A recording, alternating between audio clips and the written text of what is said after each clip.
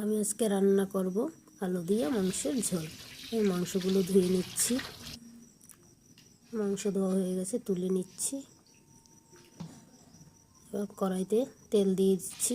তেলটা গরম হয়েছে, আলু দিয়ে দিলাম, একটু নুন, হলুদ,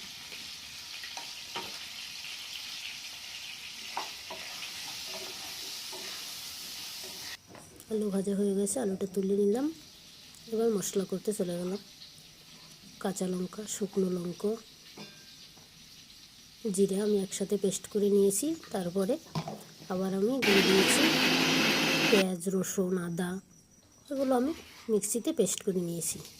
এবার তেল দিয়ে কড়াইতে তেলটা গরম হয়ে গেছে, জিরা ফোড়ন দিয়ে পেঁয়াজ কুচানো দিয়ে দিচ্ছি।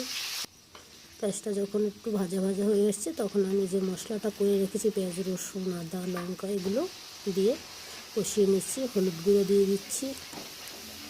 এবার মশলাটা কষিয়ে যখন তেল ছেড়ে দিয়েছে তখন আমি মাংসগুলো দিয়ে দিচ্ছি, নুন দিয়ে দিচ্ছি। এবার কষাচ্ছি, ঢাকা দিয়ে দিচ্ছি। দেখো ঢাকাটা তুলে দিয়েছি, দেখো মাংস থেকে জল বেরিয়ে গেছে। এবার এটা কষাতে কষাতে যখন শুকিয়ে আসবে তখন আলু দিয়ে আর একটু কষিয়ে পরিমাণ মতো জল দিয়ে দিচ্ছি। দেখো লাল লাল ঝাল ঝাল মুরগির মাংস।